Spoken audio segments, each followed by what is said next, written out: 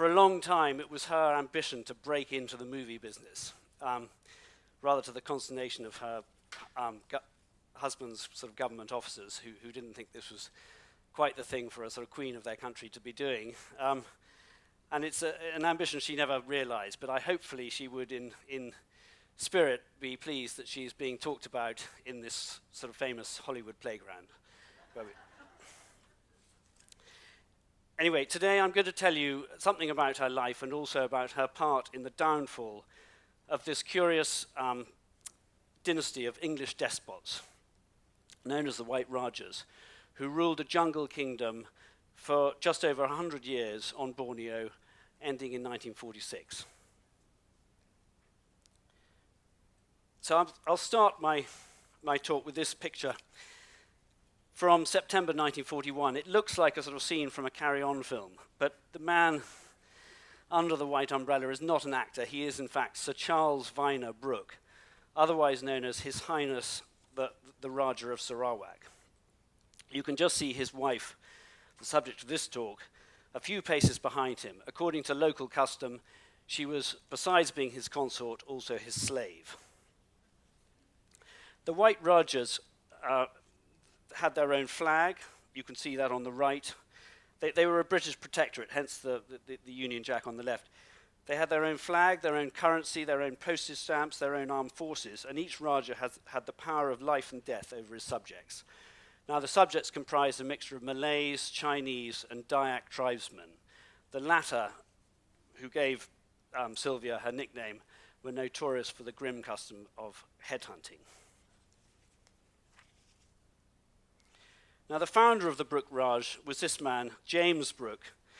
He was Vyner Brooke's great uncle, and he arrived on the north coast of Borneo in the 1830s as a freelance adventurer, privately financed, with his own gunboat, and helped the then Sultan of Brunei put down a series of rebellions.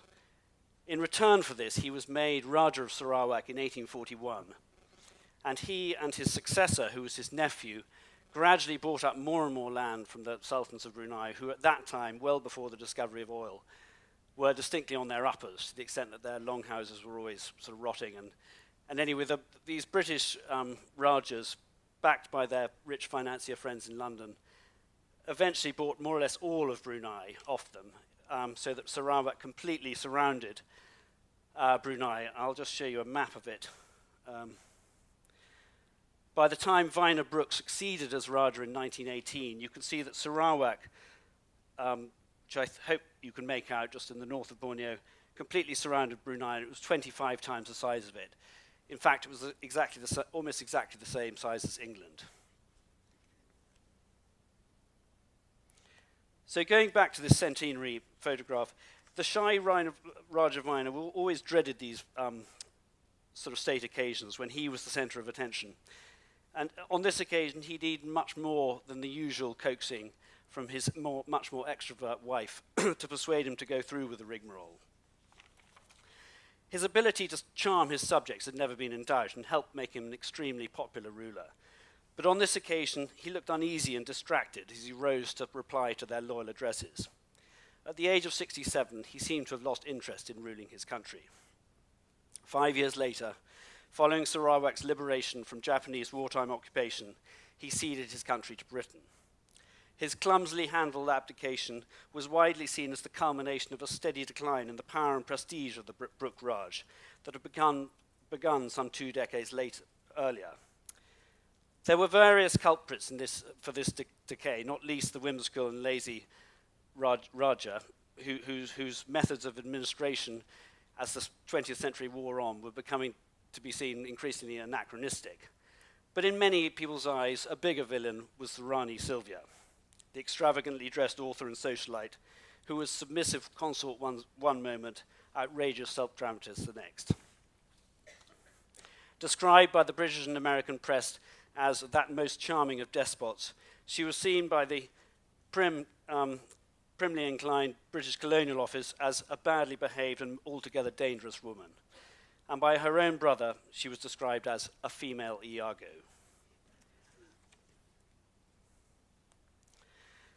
This is Sylvia as a child. She was born in 1885 in Mayfair, the youngest of four.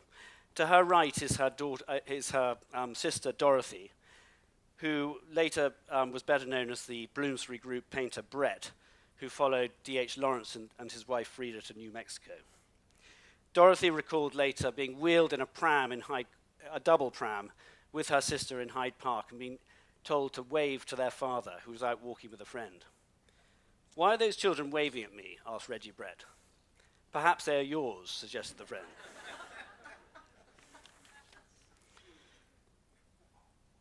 Seen here off to a fancy dress party is Reggie Brett on the left, and his wife off to the same party on the right, Nellie. Reggie Brett was a fabulously well-connected courtier and a hugely influential man at that point in British history. He was a confidant of three successive monarchs, Queen Victoria, Edward VII, and George V, and of every prime minister during that era. However, he was a remote and cruelly insensitive father to his children when they were young, apart from his younger son, Maurice, whom he worshipped.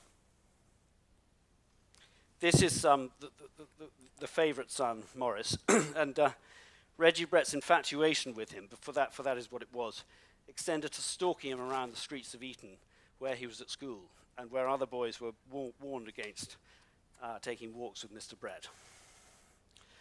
Girls, on the other hand, were, as Reggie saw it, tiresome things until they are grown up, and Sylvia in particular felt like the cuckoo in this illustrious family nest. By her account, it seemed as though her father's altered his voice when talking to her, so that it seemed, in her expression, as though he was speaking through cubes of ice. They were brought up, she and Dorothy, by her account, she was slightly prone to exaggeration, so make of this what you will. She was brought up to believe that that girls were the slaves of men, and they were made to lace up their brother's boots every morning. As a young girl, she claimed to have made 3 attempts at suicide before concluding that she was not destined to die, and would instead live flamingly and electrify the world.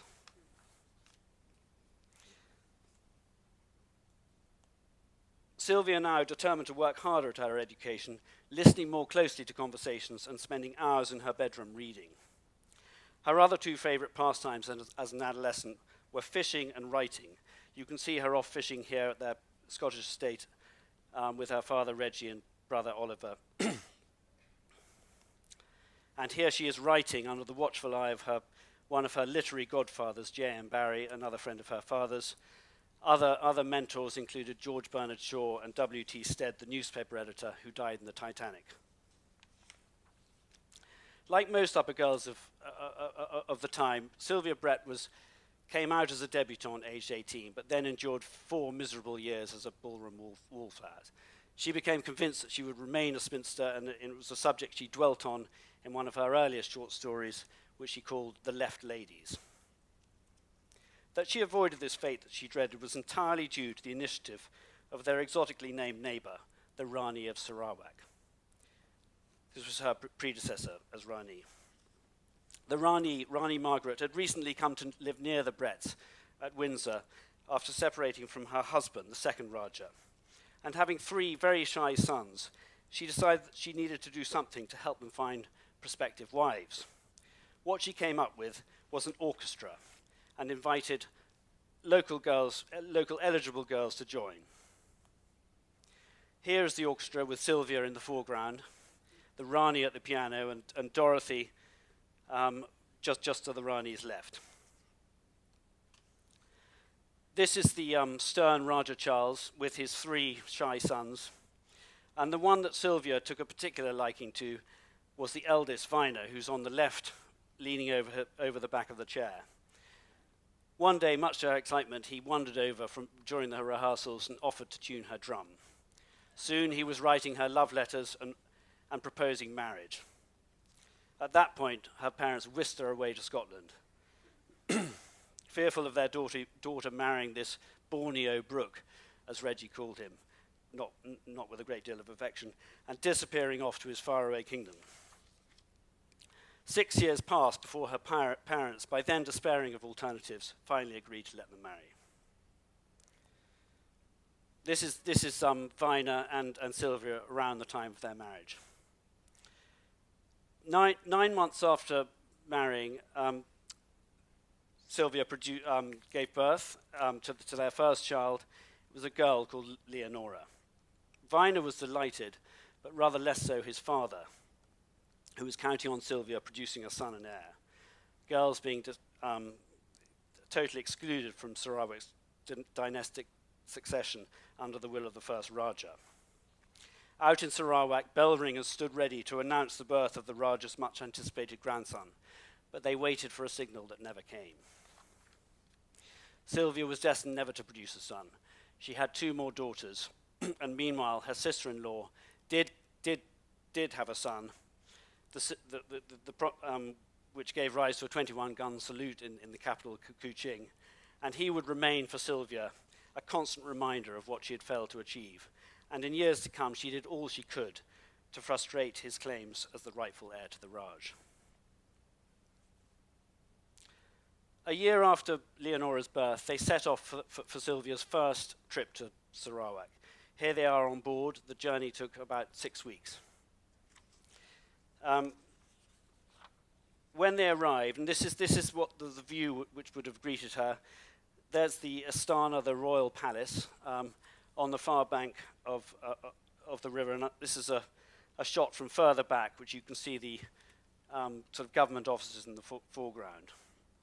They were greeted by various gun salutes, an explosion of firecrackers, much waving of handkerchiefs, and a banner proclaiming welcome and long life to their highnesses.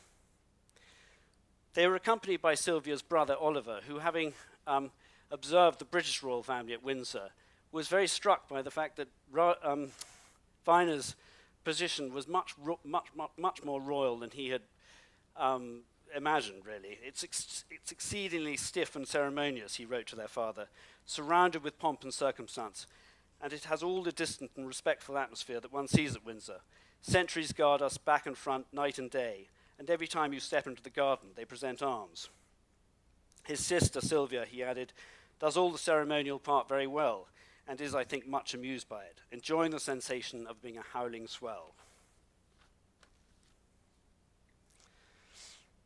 Each day, Vyner would leave the Astana and go across the river to the government offices, where he was available for a couple of hours a day to any of his subjects who wanted to speak to him. There were just a couple of police constables to keep the queue orderly, but in practice, there was never really a problem. Twice a week, you can see him going in state, that was to say, beneath the royal umbrella. Occasionally, he was also called to preside over court cases, judging the prisoners of the day, and this was a responsibility he never relished, because besides acting as judge, he was also the jury and the sentencer. This is Vyner fulfilling another of his duties as Rajah, which was to try out the new railway which his father had commissioned. It was said that when the old Rajah first consulted an engineer about this, he was referred to a famous, a well-known London toy shop. But anyway, the railway became a great source of satisfaction to the old Rajah. Every time its whistle was heard, he would check his watch and mutter approvingly, on the dot as usual. Sylvia, meanwhile, stayed back at the Astana, writing during the morning. She generally always dressed in Malay clothes, whether she was in Sarawak or back in England, as we'll find out. In the afternoon, resting, receiving visitors, and playing golf. No one could be bored here, her brother Oliver wrote to their father. It is too lovely a place, and there is too much to do. The idea that it is barbaric or primitive never occurs to one. It is a completely civilized and very, very comfortable life. But their idyll was soon to be curtailed on this occasion by the earlier than expected return of the stern old Rajah. The Rajah had lost an eye out hunting in England, and the glass replacement gave him the look, as Sylvia wrote, of a ferocious, or rather the ferocious stare of some strange solitary marine bird. In her memoirs, she also described how the old Rajah had forbade his young sons from eating jam because he deemed it effeminate. And Sylvia also recalled what she called his remarkable habit of relieving himself over the veranda rail in full view of his dinner guests. The same guest would know when it was time to leave, when quite suddenly the Rajah would move to the head of the stair and stand there with his hand held out to bid them farewell. Well, he eventually died just short of his 88th birthday in May 1917. So this then was the scene of Vyner's official installation as Rajah in 1918. You can see him surrounded by Sylvia and Bertram, his brother, on the other side of him. Bertram and he would take it in turn. So when the Rajah went back to England, usually in time for the flat racing season, his brother would come out and act as Rajah in his place. And then surrounding them are the various members of the Council Negri, as it was called, the Parliament, and they were a mixture of Europeans, Malay Datus, and, as you can see, an exotic collection of Dayak chieftains. Becoming Rajah, Sylvia wrote to her father, brought about a change in her husband. The fact of his being all-powerful, she wrote, seemed to make him more steady, more knit together, but on the other hand, more detached than ever. Here, then, is the more knitted-together Rajah, in an official portrait taken at the time. His style of ruling was far more relaxed than that of his father, and that wouldn't have been hard.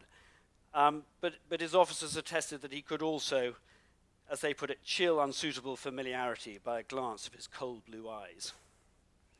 Like his father, Vyner had a roving eye, and as one of his daughters recalled, he was a terrible flirt. Sylvia professed not to mind his series of liaisons, partly blaming herself for being, as she put it, a frigid woman.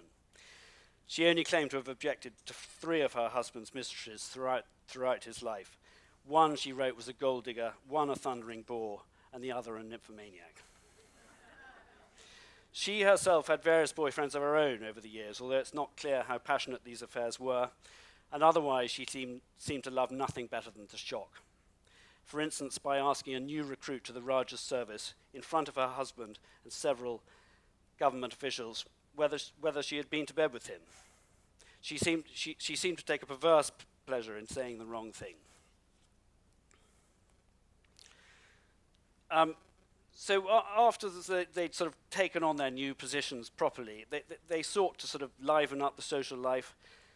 There were only about 4 or 5 European women in Kuching, so it was quite a sort of job to try and jolly things along, but Sylvia did her best. Here's a sort of tea party in the Astana Gardens. Soon after the coronation, Vyner took Sylvia on her first trip into the Sarawak interior, visiting longhouses belonging to tribal people who could be relied on for their friendliness to the Brooke Raj. Not all of them could, so they had to be quite careful where they headed. At each landing place, the headmen and villagers would troop down to the river to mob their new Rajah and Ranee, patting and stroking their arms and singing songs of welcome. In a letter to Reggie, Sylvia pronounced herself thrilled by these experiences, although a few years later, Somerset Maugham, on a similar trip in Sarawak, reported that, and this I think is a fair statement, no one could say that there was much comfort to be found in Dayak houses, and there was a monotony in the entertainment they offered a guest which presently grew wearisome. So here are some Dayak girls sort of offering some various sort of severed heads as a sort of mark of respect to their new Rajah. And here are some of the entertainments on offer. Sylvia and Vyner missed Somerset Maugham's visit because at the time they were in London, where Sylvia often spent more than half the year, Vyner maybe slightly less than half the year. Here is the family photographed for an English newspaper on their arrival back in England.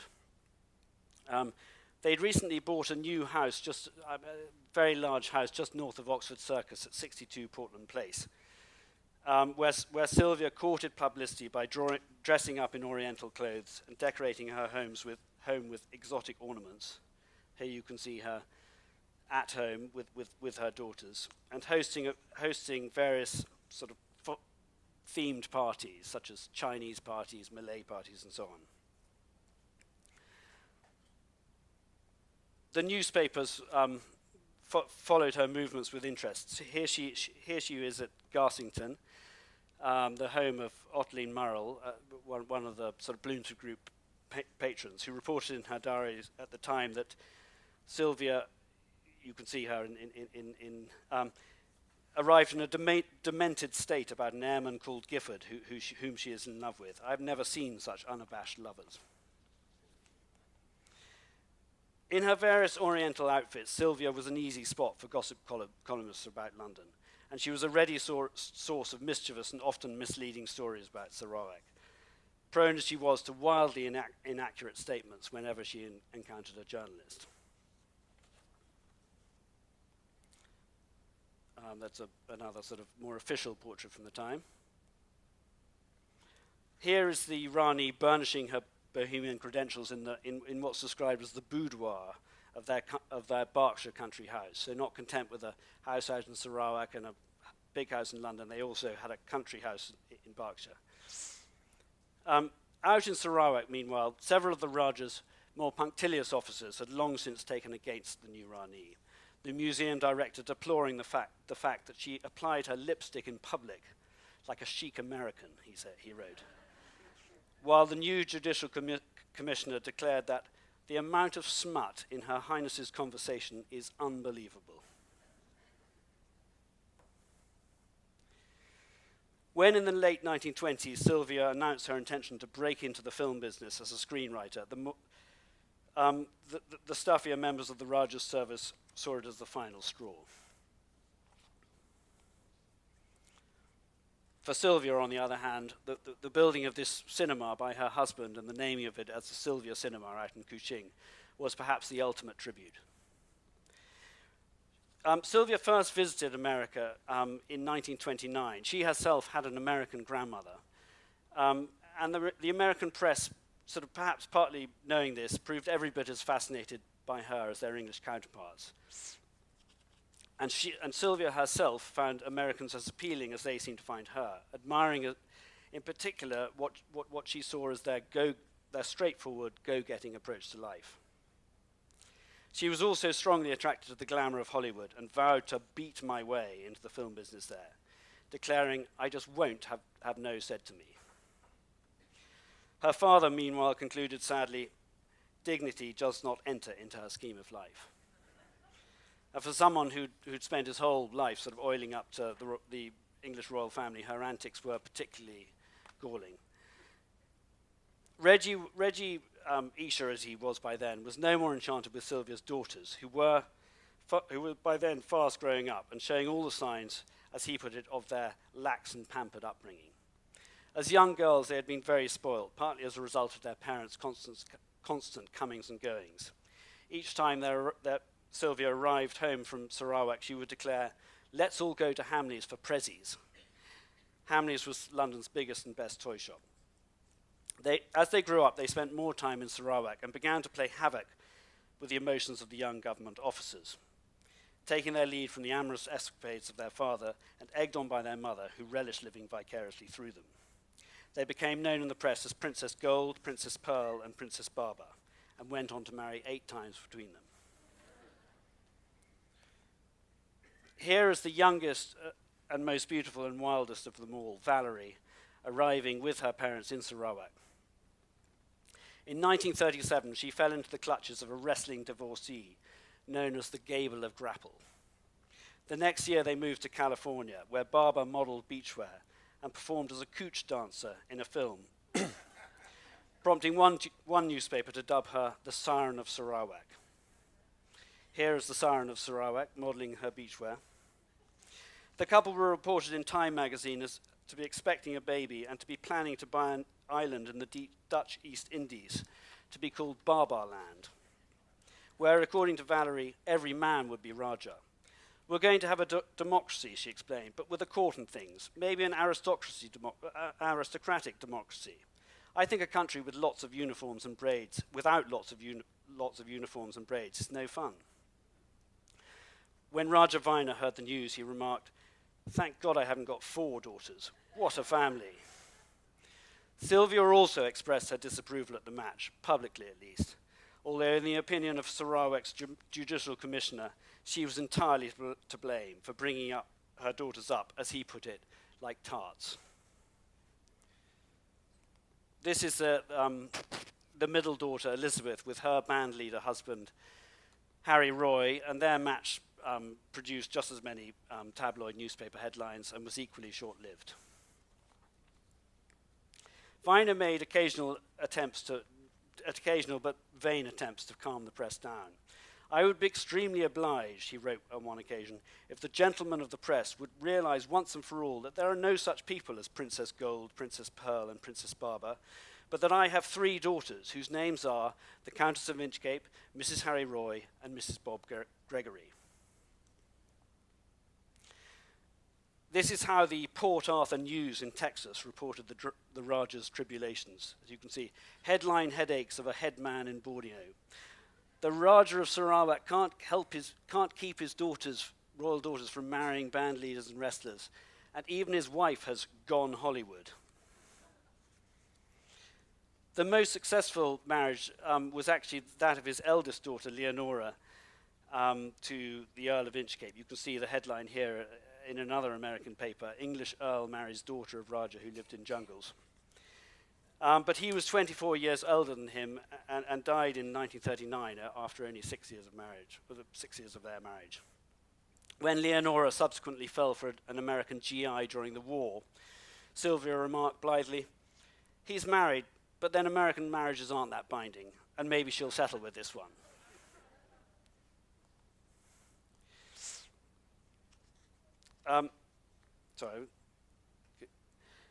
The tabloid coverage of Ranee Sylvia and her daughters had meanwhile led their cousin Anthony Brooke, the son of Sylvia's brother-in-law, to complain in the late 1930s that they were turning Sarawak into a music hall joke. He denounced Sylvia's irresponsible and uncharitable conduct and the irretrievable damage she had caused to the prestige of Sarawak and to the name of Brooke by her deplorable public behaviour in recent years. The British Colonial Office had long had its own designs on Sarawak, and the comic opera image of the country helped harden opinion in London that the Brooke Raj had had its day. It didn't help that during the centenary celebrations, the 67-year-old Rajah failed to attend several of the functions, and soon afterwards he left for his house in the Cameron Highlands of Malaya and then travelled on to Australia. Before leaving, he had sold much of his private property for hard cash. He was always adamant that he had no inkling about the imminence of war with Japan, but his hasty departure and divestments were seen as strange behaviour for a ruler really interested in the welfare of his people. 8 days after the attack on Pearl Harbor in December 1941, an invasion force of 10,000 Japanese landed at Miri, along the coast from Kuching, and by Boxing Day, the capital of Sarawak was in enemy hands. So Sylvia, I got a bit ahead of myself with the pictures. You can see her in New York, where she had headed. She scarpered before Vyner. She'd left before him and gone back to America, claiming imaginatively to have escaped from Sarawak and complaining noisily to the press about what she described as Britain's miserable failure to protect her husband's kingdom from the Japanese. Her brother Oliver was not alone in being unimpressed. Neither of them were where they ought to have been in a crisis in their country's fate. They had the chance of being like the kings of Norway and Greece, and now the heroic moment is gone. And so has their country, their money, and their future. For I cannot believe that the Rajas will be reinstated after the war. 2 years later, he wrote to Dorothy, "I hope the British government will not be so foolish as to put Sylvia back on the throne of Sarawak. That is not one of the things we have been fighting for." The British government seemed to share this view. When Sylvia returned to London and offered her services as a lecturer to tell the people of Britain about the Far East, the idea was quickly rejected. Her tongue style is thoughtless and sensational, one British officer noted, and her inclination is towards an inverted and malicious form of snobbishness. She should not be trusted with any publicity task by this government. Another official could think of nothing calculated to do less good and more mischief than a lecture by this lady at the present moment. Returning again to New York, Sylvia was reduced to telling fortunes in a bar under the pseudonym Toots and living off hot dogs in her room. Occasionally, her income was supplemented by the odd magazine commission, in which she told yet more unreliable and improbable tales about Sarawak.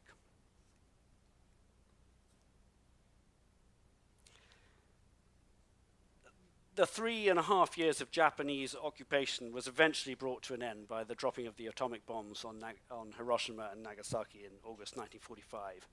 And shortly after this, they surrendered. And the following year, the Rajah and Ranee returned to their country to be greeted with various tales of what their subjects had gone through during the occupation. One of the people who came to tell them what had been going on was Sylvia's favourite Dayak chieftain, Temengong Ko. And it was remarked that he was by now aged 75, but he somehow looked younger than he had before the war. And Vyner thought that perhaps he was refreshed by the renewed headhunting that the occupation had allowed. Some 1,500 Japanese were said to have lost their heads, which were particularly prized by the Dayaks for being nice round heads with good hair and gold teeth. Most Sarawak officers were of the view that this 3.5 years of glorious hunting would not make the Dayaks out of hand, but rather the fact that they had replenished their head supply would tend to keep them quiet. When Lord Mountbatten came to visit shortly afterwards, he pointed to a wristwatch that a Dayak chief was, as he put it, incongruously wearing. And it was explained to him that the watch had been appropriated by the Japanese district commissioner, the Dayak having first appropriated from the Japanese district commissioner, the Dayak having first dined with him and then cut his head off. So the last Japanese head story. Another unfortunate invader was the Japanese director of education, who had worn glasses. After he lost his head, the Dayaks kept the glasses on and took them off every day and wiped them. This is Vyner receiving the sword of state again on his sort of reinstallation as Rajah. And this is the Rajah and Ranee, the last photograph of them with their sort of senior European government officers. On their sort of travels round the country, they were accompanied by a new British government representative who was struck by what a happy country Sarawak was, and yet equally he also noticed how the Rajah and Ranee did not seem to be interested, in his view, in much beyond their own possessions and comfort. There must be something more, he mused, or perhaps was in the past, to account for their great popularity. The two members of Parliament, British Parliament, also sent to observe the proposed session, took opposite views of Sylvia. For the Labour MP, she was a charming, bright and vivacious lady who brought the charm of Mayfair to the tropics and some of the exotic perfume of the tropics to Mayfair. However, his Conservative colleague viewed her as even more extraordinary than her husband and recalled her visiting a low-down cabaret 3 times while he was there, where she danced the conga with prostitutes and then took them back to the Astana to paint their portraits. A more undignified woman it would be hard to find, he concluded. This is the Rajah signing the document which ceded his country to Britain in return for a sort of lump sum, which he eventually, I mean, it was reported that he was doing awfully well out of this, but essentially he died more or less broke, and all the money was spent on pensions for his government officers. And one of the remarkable things, I'm fast-forwarding a little bit, but when he died in 1963, in his late 80s, he left £22,000. His country was 25 times the size of Brunei. 7 years later, the Sultan of Brunei was the richest man in the world. So it was a sort of measure of, for all the criticism that they perhaps deserved and attracted, they did not sort of financially sort of ravage the country. For one observer, the continued success of the Brooke Raj presupposed a continuation of good Brookes, and that is where, in fact, the whole thing has broken down. He had in mind not only the increasingly disinterested Vyner and his mischievous consort Sylvia, but also their nephew Anthony, who, despite his prim remarks and subsequent hard-fought campaign to overturn the session, had a pronounced vein of eccentricity himself. Always interested in horoscopes, he later became, as he put it, a full-time ambassador at large for the people of the world. He warned his wife in the 1970s that he might soon be thrown into considerable publicity in connection with physical contact with extraterrestrial beings, and claimed to have continuous telepathic contacts with our space brothers. This is Anthony during the hard-fought Session campaign, and later as a sort of traveling salesman for world peace. He spent a lot of time on a New Age commune in Scotland, and there was plenty of reasons why the British government regarded him with as much suspicion as they did the Rajah and Ranee. So after the session, the Rajah and Ranee returned to London. They were living sort of more or less separate lives by then. Vyner had a house just north of Hyde Park where he lived out his days. Sylvia would occasionally go round to help him get rid of a girlfriend by playing the indignant wife. And he eventually died in 1963, shortly after recording an address to his former subjects on the eve of their joining the newly independent Federation of Malaysia.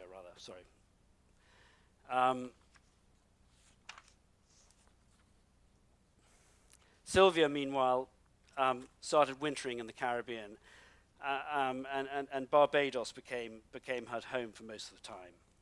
In 1970, she published her second autobiography. That's her on Barbados with two of her daughters. In 1970, she published her second autobiography entitled Queen of the Headhunters. Her husband's secretary warned her, "It's full of inaccuracies," to which she replied, "I guess when one gets to 80, one's memory plays a few tricks." Adding, "Any mistakes I may have made didn't prevent 1,200 copies being sold in a week, and wonderful notices in most of the papers." For once, this was no exaggeration.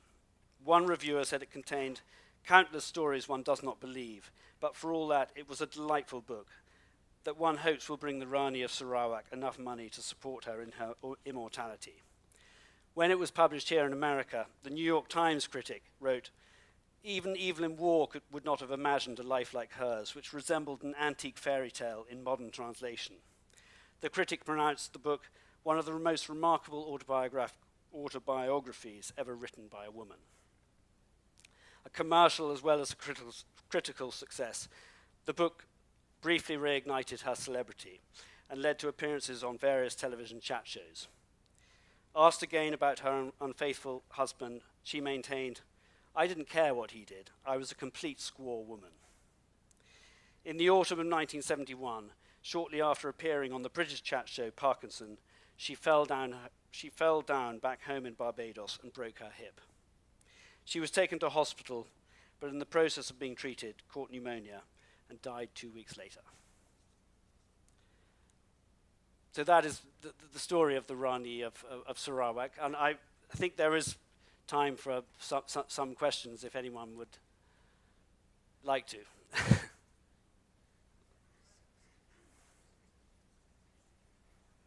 Yeah.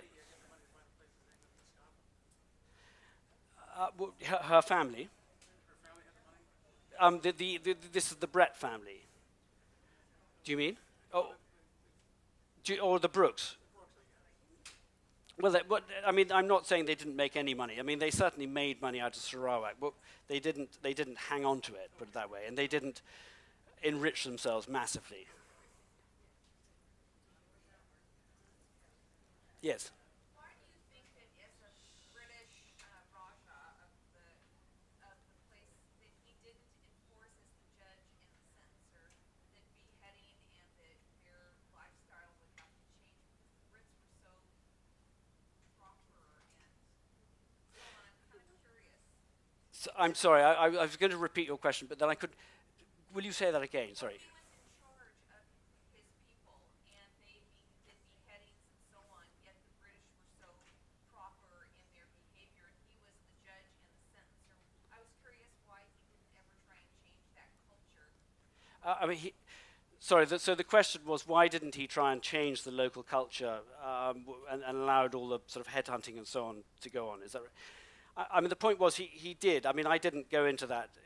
sort of slightly skated through, concentrating on Sylvia. But yes, there both, all of his predecessors and he mounted several expeditions against the Dyaks to try and put down headhunting.